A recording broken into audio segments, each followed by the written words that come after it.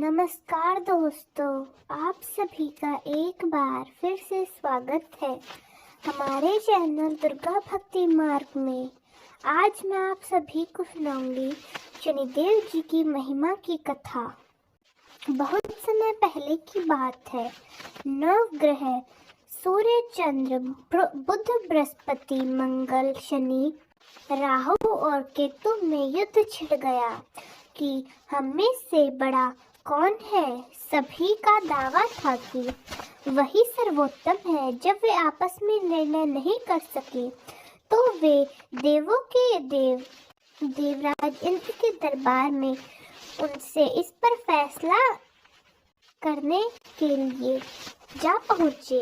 इस स्थिति से देवराज इंद्र डर गए और उन्होंने कहा कि वे इस फैसले लेने में सक्षम नहीं है। साथ ही उन्होंने उस समय पृथ्वी पर राज कर रहे राजा विक्रमादित्य की योग्यता और न्यायप्रियता का जिक्र करते हुए उनकी सलाह लेने के लिए कहा। इस पर सभी ग्रह राजा विक्रमादित्य के पास पहुंचे और उन्हें अपना विवाद बताते हुए निर्णय के लिए कहा।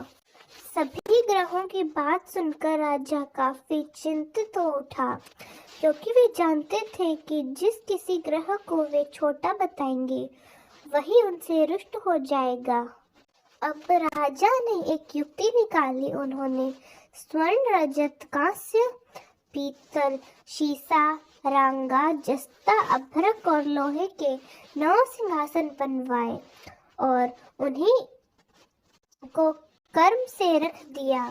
इसके बाद सभी ग्रहों से निवेदन किया कि वे अपने अपने सिंहासन पर स्थान ग्रहण करें। जो अंतिम सिंहासन पर बैठेगा वही सबसे छोटा होगा। सारे ग्रहों ने अपना स्थान ग्रहण किया, जिसमें लौह सिंहासन सबसे आखिर में था, जिस पर शनिदेव सबसे बाद में बैठे थे।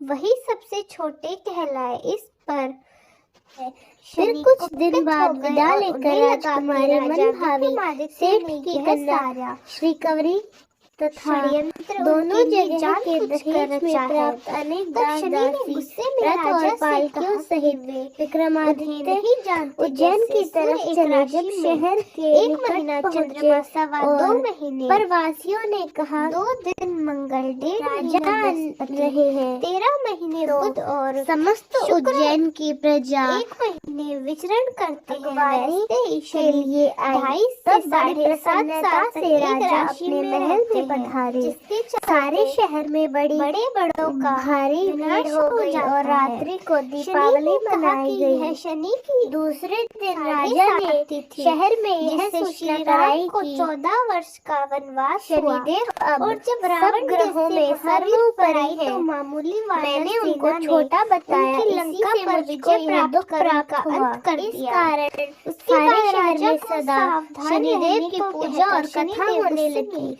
राजा और प्रजा अनेक प्रकार के बाद राजा पर शनि 7.5 आ गई। जो कोई शनिदेव घोड़ों की इस कथा को पढ़ता है सुनता है, शनिदेव की कृपा से सब दुख दूर हो जाते हैं। राजा ने शनिवार की कथा को व्रत के दिन अश्वपालकों अच्छे घोड़े खरीदने की आज्ञा दी। लगी आपको हमारी आज की कहानी घोड़ों कमेंट्स में जरूर बताएं। धन्यवाद। अश्वपाल वहां आ गए। उनमें से एक श्रेष्ठ घोड़े पर राजा सवारी करने निकले, परंतु जैसे ही वह उस पर सवार हुए घोड़ा सरपट वन की ओर भागा और भीषण वन में राजा को गिराकर वहां से भाग गया। भूखा प्यासा राजा उस जंगल में भटकने लगा। तब एक ग्वाले ने दया करके उसे पानी पिलाया। राजा ने प्रसन्न होकर उस ग्वाले को अपनी अंगूठी दे दी। इसके बाद तो एक सेठ की दुकान में वे उज्जैन पहुंचे और उन्होंने अपना नाम वीका सेठ बताया। सेठ की दुकान में उन्होंने जल पीकर कुछ देर तक विश्राम किया। भाग्य से उस दिन सेठ जी की खूब कमाई हुई। सेठ ने समझा कि वीका उनके लिए भाग्यशाली है। वह उसे खाना खिलाने अपने साथ घर ले गया, जहां खूंटी पर एक हार टंगा था। सेठ को एक अनोखा दृश्य दिखा कि हार को खूंटी निगल रही है और देखते ही देखते पूरा हार खूंटी ने निगल लिया। पूरा हार गायब होते देखकर सेठ घबरा गया और उसे विका की कारस्तानी समझकर कोतवाल से कहकर ना सिर्फ जेल भिजवाया बल्कि हाथ पांव भी कटवा दिए और नगर के बाहर फिकवा दिया। राजा अपनी इस दुर्दशा पर हैरान था। जहां विका गिरा वहां से एक तेली गुजर रहा था। तेली को उस पर दया आ गई। उसने अपनी बैलगाड़ी में उसे चढ़ा लिया। विका बना राजा अपनी जीप से बैलों को हाँकते हुए गाड़ी चलाने लगा। उसी काल में राजा की शनि दशा समाप्त हो गई और वह वर्षा के स्वागत के लिए मल्हार गाने लगा। इन गीतों को नगर की राजकुमारी ने सुना और वह उस पर मोहित हो गई। उसने मन ही मन प्रण कर लिया कि वह गायक से ही विवाह करेगी। पता लगवाने पर राजा की स्थिति के बारे में पता चला, परंतु सबके समझाने के बावजूद राजकुमारी का निश्चय नहीं बदला और उसने उसी अपंग गायक से शादी करने का निर्णय कर लिया। अतः दोनों का विवाह हो गया। तब शनिदेव ने राजा को स्वप्न में दर्शन देकर कहा कि मुझे छोटा बताने का नतीजा देखा। तब राजा ने उनसे क्षमा मांगी और अनुरोध किया कि ऐसा कष्ट मेरे अलावा और किसी को भी अब मत देना। तब शनिदेव ने कहा, जो भी उनका व्रत करेगा या कथा कहेगा उसे शनि की दशा में कोई दुख कोई कष्ट नहीं होगा। उसके सारे मनोरथ पूर्ण होंगे। साथ ही राजा को हाथ पैर भी वापस मिल गए। सुबह राजकुमारी ने अपने पति को एकदम ठीक देखकर हैरान होकर पूछा। तब राजा ने उसने अपना असली परिचय देते हुए बताया कि वह उज्जैन का राजा विक्रमादित्य है। जब उस सेठ ने यह सुना तो वह राजा से क्षमा मांगने लगा। इस पर राजा ने कहा कि इसमें किसी का कोई दोष नहीं है, यह तो शनिदेव का कोप था। सेठ ने कहा कि उसे शांति तभी मिलेगी जब वे उसके घर चलकर भोजन करेंगे। राजा उस सेठ के घर भोजन के लिए गया। सेठ ने देखा कि हुट्टी ने हार वापस निकाल दिया। सेठ ने अपनी कन्या का विवाह भी राजा से कर दिया। इसके बाद अपनी दोनों पत्नियों के साथ विक्रमादित्य उज्जैन नगरी वापस आ गए। यहाँ नगर वासियों ने उनका भव्य स्वागत किया। नगर आगमन के उत्सव पर राजा ने घोषणा की कि उन्होंने शनिदेव को सबसे छोटा बताया था, जो कि गलत है। असल में वही सर्वोपरि है। तब से सारे राज्य में शनिदेव की पूजा और कथा नियमित रूप से होने लगी। तो दोस्तों प्रेम से बोलिए शनिदेव की जय हो। अब सुनते हैं शनिदेव महाराज की दूसरी पौराणिक कथा। एक ब्राह्मण को सपने में नीली घोड़ी पर नीले कपड़े पहने एक आदमी दिखाई देता है और वह आदमी उससे कहता है, हे ब्राह्मण, मैं तेरे लगूंगा। ब्राह्मण घबराकर उठ गया। अगले दिन भी उस ब्राह्मण को यही सपना आया। उसे यह सपना हर रोज आने लगा। वह परेशान हो गया और चिंता के मारे दुबला पतला होने लगा। उसकी पत्नी ने कारण पूछा तो उसने अपने सपने के बारे में बताया। ब्राह्मणी बोली, वे अवश्य ही शनिदेव जी महाराज होंगे। अब की बार जब भी वे आपको दिखे तो कहना लग जाओ, पर सवा पहर से ज्यादा मत लगना। उसी दिन सपना आने पर ब्राह्मण ने कहा, लग जाओ, पर कितने समय के लिए लगोगे? तब शनिदेव ने कहा, 7.5 वर्ष के लिए लगूंगा। ब्राह्मण ने कहा, क्षमा करें शनिदेव जी, इतना भार तो मुझसे नहीं झेला जाएगा। तब शनिदेव जी बोले, तो 5 वर्ष के लिए लग जाऊंगा। ब्राह्मण बोला, यह तो बहुत ज्यादा है। शनि जी बोले, 2.5 साल का लग जाऊं। तब ब्राह्मण ने मना कर दिया तो शनिदेव कहने लगे, सवा पहर के लिए लग जाऊंगा। इतने तो कौड़ी कलंगी भिखारी के भी लग जाता हूँ। तब ब्राह्मण ने कहा, ठीक है। ब्राह्मण को सवा पहर की शनि की दशा लग गई। ब्राह्मण ने नींद से जाकर ब्राह्मणी से कहा, मेरे सवा पहर शनिदेव की दशा लग गई है, इसलिए जंगल में जाकर यह समय मैं वहां बिताना चाहता हूँ। मेरे लिए खाने पीने का सामान बांध दो। मेरे पीछे से किसी से लड़ाई झगड़ा ना करना, इसका ध्यान रखना। ज्यादातर घर में ही रहना। बच्चों का भी ध्यान रखना। इस सवा पहर के समय में किसी को गाली मत देना। यदि कोई तुम्हें गाली दे तो चुपचाप सुन लेना, बहस मत करना। यह सब समझाकर ब्राह्मण अपनी पत्नी से विदा लेकर जंगल चला गया। जंगल में ब्राह्मण एक पीपल के पेड़ के नीचे बैठ गया और हनुमान जी का पाठ करने लगा। एक पहर बीत गया। ब्राह्मण ने सोचा कि बाकी बचा समय रास्ते में बीत जाएगा, इसलिए वह वहां से चल दिया। रास्ते में एक बाड़ी में मतीरे लगे थे। मतीरे देखकर उसने माली से एक मतीरा खरीदा और पोटली में बांध लिया और आगे बढ़ गया। उसे रास्ते में एक आदमी मिला जो कि असल में शनिदेव जी थे। ब्राह्मण ने पूछा, पोटली में क्या है? उसने कहा, मतीरा है। शनिदेव बोले, दिखाओ। ब्राह्मण ने पोटली खोली। उसमें राजकुमार का कटा हुआ सर खून से लथपथ था। शनि ब्राह्मण को राजा के पास ले गए और कहा कि इस ब्राह्मण ने राजकुमार की हत्या कर दी है। इसके पास पोटली में राजकुमार का सिर है। राजा ने कहा, मुझसे यह नहीं देखा जा सकता। इस ब्राह्मण को सूली पर चढ़ा दो। राजा ने कहा, इस ब्राह्मण ने बहुत बड़ा पाप किया है, इसे सूली पर चढ़ा दो। सूली पर चढ़ाने से पहले ब्राह्मण से पूछा गया कि उसकी कोई आखिरी इच्छा हो तो बताए। ब्राह्मण ने सोचा किसी तरह सवा पैर पूरा करना होगा। उसने कहा वह हर रोज हनुमान जी की कथा का पाठ करता है। मरने से पहले अंतिम बार हनुमान जी की कथा सुनना चाहता है। ब्राह्मण को कथा सुनाने का पूरा प्रबंध कर दिया गया। कहते कहते सवा पहर पूरा हो गया। शनि की दशा खत्म होते ही राजकुमार शिकार खेलकर लौटता हुआ दिखाई दिया। राजकुमार को आता देख राजा बहुत खुश हुआ, लेकिन उसे निर्दोष ब्राह्मण की हत्या का दोष लगने का डर सताने लगा। उसने तुरंत घुड़सवार सैनिकों को ब्राह्मण को आदर सहित लेकर आने के लिए भेजा।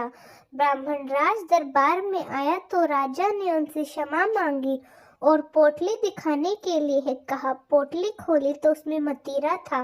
राजा ने इस सब के बारे में पूछा तो ब्राह्मण ने बताया, मुझे सवा पहर की शनि की दशा लगी थी, इस कारण यह सब तमाशा हुआ। राजा ने पूछा, यह दशा कैसे चलती है? ब्राह्मण बोला, राजा या सेठ के लग जाए तो काले हाथी या काले घोड़े का दान करे, गरीब के लगे तो पीपल की पूजा करे तब बोले, साचा शनिश्चर कहिए, जाके पाँव सदा ही पहिए। शनि की कहानी सुने तिल का तेल और काला उड़द दान करे। काले कुत्ते को काले तेल से चुपड़ी हुई रोटी खिलाइए तो शनिश्चर की दशा उतर जाती है। राजा ने उसे मतीरा वापस दे दिया। घर आकर ब्राह्मण ने मतीरा काटा तो उसमें मतीरे के बीजों की जगह हीरे मोती जवाहरात निकले। ब्राह्मणी ने पूछा, यह कहाँ से ले आए? आप तो कह रहे थे कि शनि की दशा लगी है। ब्राह्मण ने कहा, जब दशा लगी थी तो यह मतीरा ही राजकुमार का सिर बन गया था। उतरते दशा के शनि जी निहाल कर गए। हे शनि देवता, जैसे ब्राह्मण के शनि की दशा लगी वैसे किसी को ना लगे, प्रेम से बोलिए, शनिदेव महाराज की जय हो। एक बार शनिदेव को अपनी शक्ति और पराक्रम पर अपार घमंड हो गया। शनिदेव को लगने लगा कि उनसे शक्तिशाली इस ब्रह्मांड, इस सृष्टि में कोई नहीं है। उनकी दृष्टि मात्र से ही व्यक्ति के जीवन में उथल पुथल शुरू हो जाती है। शनिदेव इसी मद में चूर होकर ऐसे स्थान पर जा पहुँचे जहाँ पर हनुमान जी अपने प्रभु श्री राम की साधना में लीन थे। भगवान श्री राम की भक्ति में डूबे हनुमान जी को देख शनिदेव ने हनुमान जी पर अपनी वक्र दृष्टि डाली, लेकिन उनका कोई प्रभाव नहीं हुआ। इससे क्रोधित होकर शनिदेव ने हनुमान जी को ललकारते हुए कहा कि हे वानर, देख तेरे सामने कौन आया है। हनुमान जी ने शनिदेव पर कोई ध्यान नहीं दिया और अपनी भक्ति में ही लीन रहे। शनिदेव के सभी प्रयास करने के बाद भी हनुमान जी पर उसका कोई प्रभाव नहीं पड़ा तो शनि को क्रोध बहुत ज्यादा आने लगा। उनका क्रोध 7वें आसमान पर पहुंचा। तनाव और गुस्से में आकर शनिदेव ने एक बार फिर प्रयास किया और कहा, हे वानर आंखें खोल, मैं शनिदेव तुम्हारी सुख शांति को नष्ट करने आया हूँ। इस संसार में ऐसा कोई नहीं जो मेरा सामना कर सके।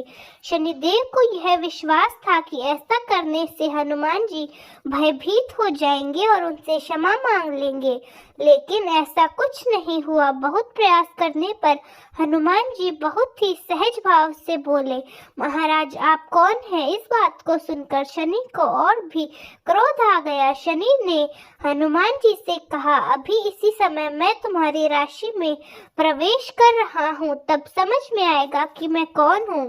इस बार भी हनुमान जी ने शनि देव से कहा कि आप कहीं और जाएं और उन्हें अपने प्रभु का स्मरण करने दे, विघ्न न डाले। शनि ने हनुमान जी की बात पसंद नहीं की और ध्यान लगाने जा रहे हनुमान जी की भुजा पकड़ ली और अपनी तरफ खींचने लगे। हनुमान जी को लगा उनकी भुजा को किसी ने दहकते हुए अंगारों पर रख दिया हो। उन्होंने तुरंत एक झटके से अपनी भुजा शनिदेव की पकड़ से छुड़ा ली। इसके बाद शनि ने विकराल रूप धारण कर उनकी दूसरी बाह को पकड़ने की कोशिश की तो हनुमान जी को हल्का सा क्रोध आ गया और उन्होंने अपनी पूंछ में शनिदेव को लपेट लिया। शनि का अहंकार और क्रोध तब भी कम नहीं हुआ। शनिदेव ने हनुमान जी से कहा, तुम तो क्या, तुम्हारे प्रिय श्री राम जी भी मेरा कुछ नहीं बिगाड़ सकते।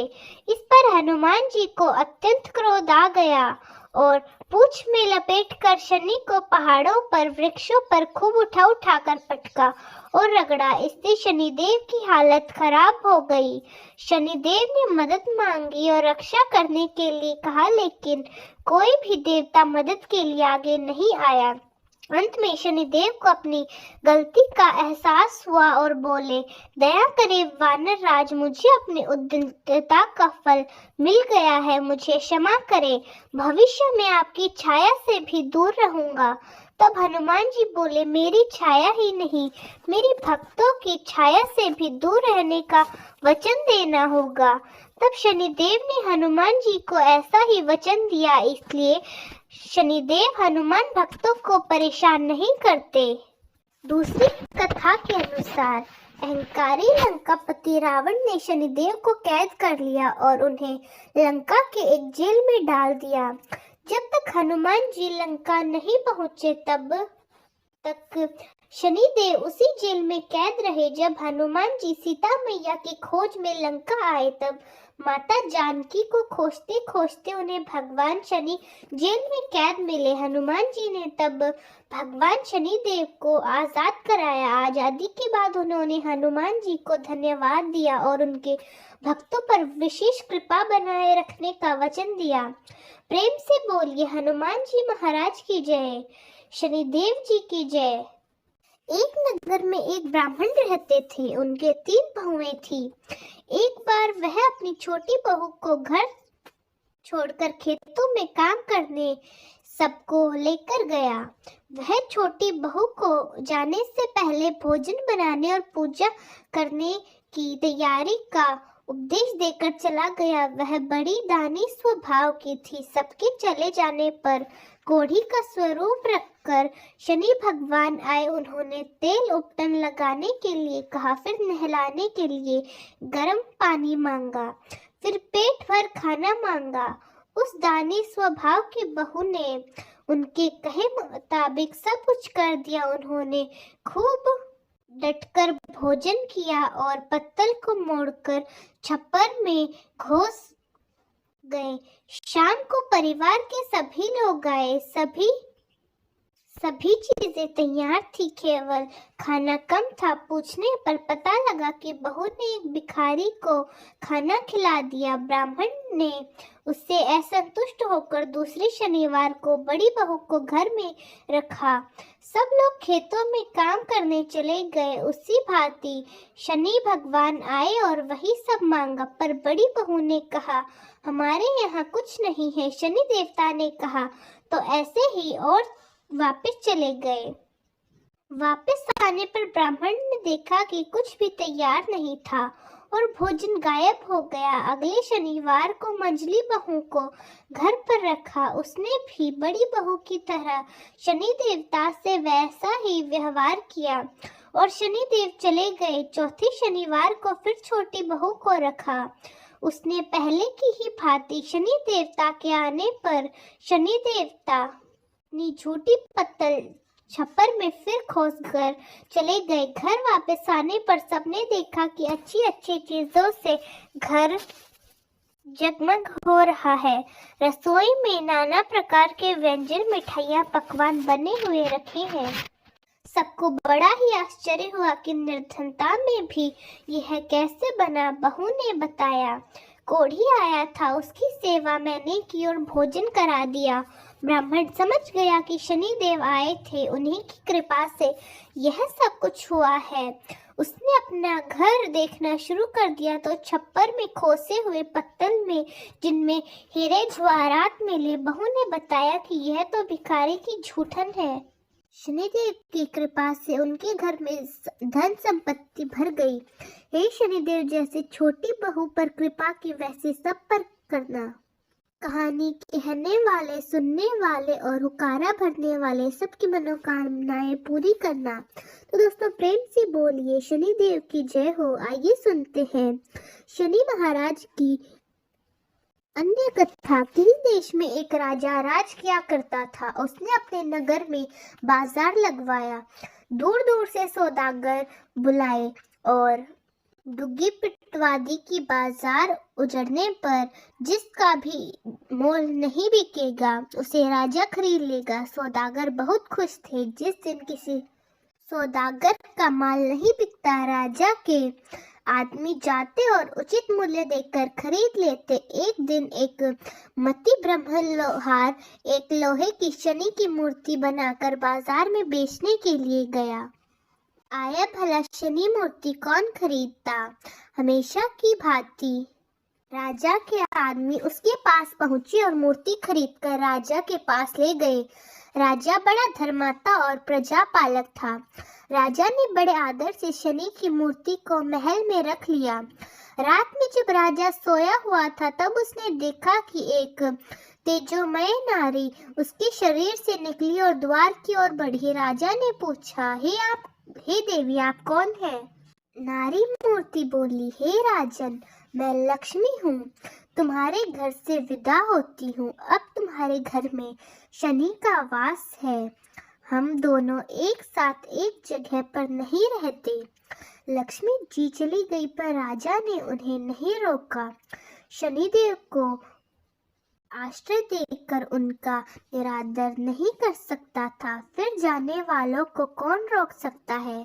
थोड़ी देर में एक देव पुरुष निकला और द्वार की ओर बढ़ा। राजा ने उससे भी पूछा, आप कौन हैं?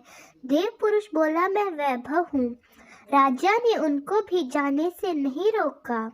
इसी प्रकार धर्म, धैर्य, क्षमा आदि अन्य गुण सभी एक एक करके राजा के पास से वापस चले गए, पर राजा ने जाते हुए किसी को नहीं रोका। अंत में जब सत्य जाने लगा तो राजा ने पूछा, हे देव, आप कौन हैं? देव पुरुष बोला, मैं सत्य हूँ राजन, मैं सत्य हूँ।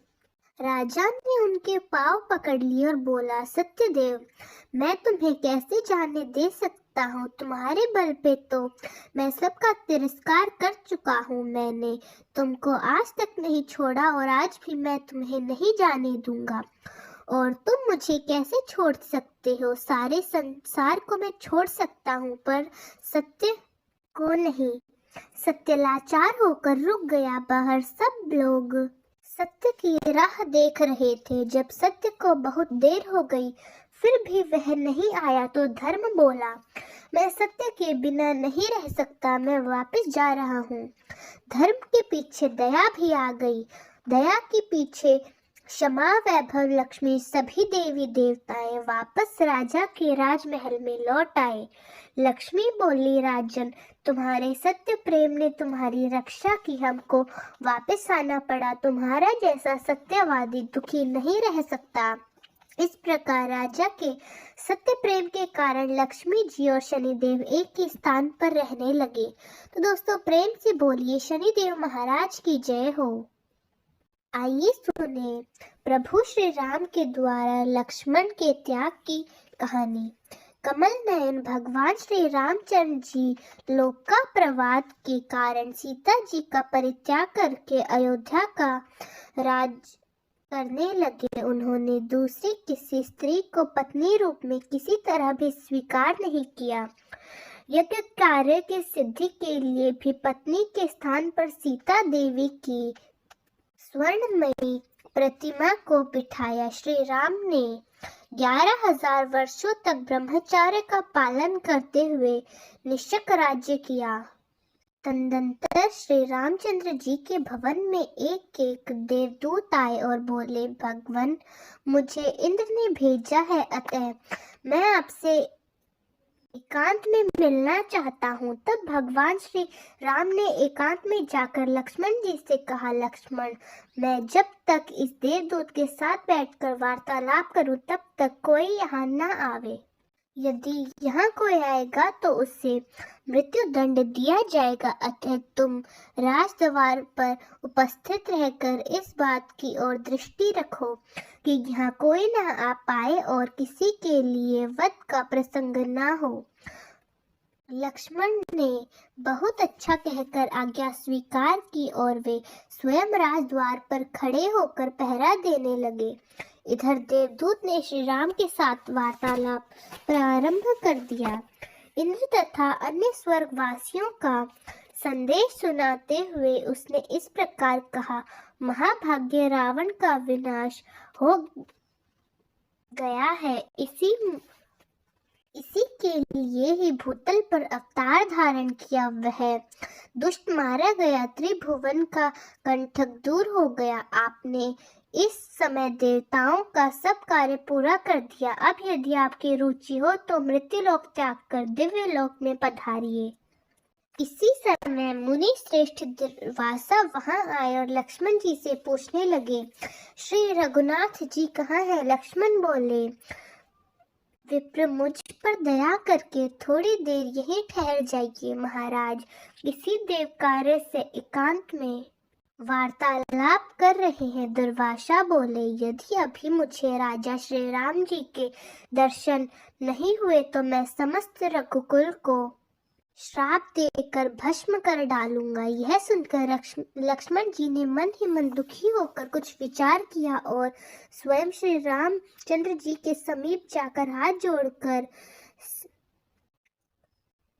साक्षात प्रणाम करके कहा, देव मुनि श्रेष्ठ दुर्वासा के दर्शन के लिए राजद्वार पर खड़े हैं, उनके लिए क्या आज्ञा है? लक्ष्मण जी का वचन सुनकर श्री राम जी ने देवदूत से कहा, तुम देवराज के पास जाकर यह कह देना, मैं 1 वर्ष के अंदर ही आपके समीप आ जाऊंगा। दूत से ऐसा कहकर भगवान ने लक्ष्मण से कहा, दुर्वासा मुनि को भीतर ले आओ। तत्पश्चात मुनि के आते ही श्री राम ने मुनि को अर्घ दे प्रणाम किया और हर्षयुक्त वाणी में कहा, मुनि श्रेष्ठ, आपका स्वागत है। मैं धन्य और अनुग्रहवती हूँ जो मुझे आपके दर्शन हुए और आप मेरे यहाँ पधारे। दुर्वासा ने कहा, रघुनंदन, मैं उपवास पूर्वक चतुर्माह व्रत करके आज भोजन करने के लिए आपके यहाँ आया हूँ, अतः मुझे शीघ्र भोजन दीजिए। तब श्री रामचंद्र जी ने मिष्ठान आदि से मुनि की यथेष्ट भोजन कराकर तृप्त किया। इसी प्रकार भोजन करके आशीर्वाद दे दुर्वासा मुनि चले गए। तब लक्ष्मण ने भगवान से कहा, प्रभु अब मुझे मृत्यु दंड मिलना चाहिए। यह सुनकर श्री राम जी अपनी प्रतिज्ञा का स्मरण करके दुखी हो गए। तब लक्ष्मण ने कहा, प्रभु आपके वचन को बिना किसी हिचक के दिखाना यही राजाओं का परम धर्म है। लक्ष्मण की बात सुनकर श्री राम के नेत्रों में आंसू भर आए। उन्होंने धर्मशास्त्र के जानने वाले मंत्रियों से बहुत देर तक सलाह की और अंत में लक्ष्मण जी से कहा, सुमित्रा नंदन, आज मैंने तुम्हें त्याग दिया। तुम शीघ्र दूसरे देश को चले जाओ। साधु पुरुषों का त्याग अथवा वध तथा त्याग दोनों ही बराबर है। तत्पश्चात लक्ष्मी जी अपने घर में माता, पत्नी, पुत्र या शहीद किसी के साथ सम्मित ना करके सरयू के तट पर चले गए। वहां सरयू जल में स्नान करके तट पर एकांत स्थान पर बैठ गए और पद्मासन लगाकर उन्होंने अपनी आत्मा को परमात्मा में लीन करके ब्रह्म रंध से अपने तेजों में प्रणाम का परित्याग किया। श्री राम जी ने जब यह समाचार सुना तो वे अत्यंत दुखी होकर विलाप करने लगे। वे मंत्रियों और सुहित जनों को साथ लेकर स्वयं उस स्थान पर गए और करुण स्वर में हावत कर फूट फूट कर रोने लगे। उस समय लक्ष्मण जी का कलेवर अदृश्य हो गया और फूलों की वर्षा के साथ आकाशवाणी हुई, महाभाग राम, आप शोक न करें। ब्रह्म ज्ञान से संयुक्त लक्ष्मण जी सर्व संन्यास करके परम धाम को पधार गए हैं। आकाशवाणी की यह बात सुनकर मंत्रियों ने कहा, महाराज, यह लक्ष्मण परम सिद्धि को प्राप्त है, अतः अब आप अपने घर को लौट जाइए। राजकार्य की चिंता कीजिए और श्रेष्ठ ब्राह्मणों से पूछकर अपने स्नेह के अनुरूप का परलौकिक कृत्य श्राद्धित दान आदि कीजिए। श्री राम जी बोले, मैं लक्ष्मण के बिना घर वापस नहीं लौटूंगा। यदि आप लोगों की रुचि हो तो मेरे प्रिय पुत्र कुश को राज सिंहासन पर बिठाइए। ऐसा कहकर रघुनंदन जी ने परम धाम पधारने का विचार किया। तो दोस्तों प्रेम से बोलिए श्री राम जी की जय। तो दोस्तों कैसी लगी आपको हमारी आज की कहानी, कमेंट्स में जरूर बताएं। धन्यवाद।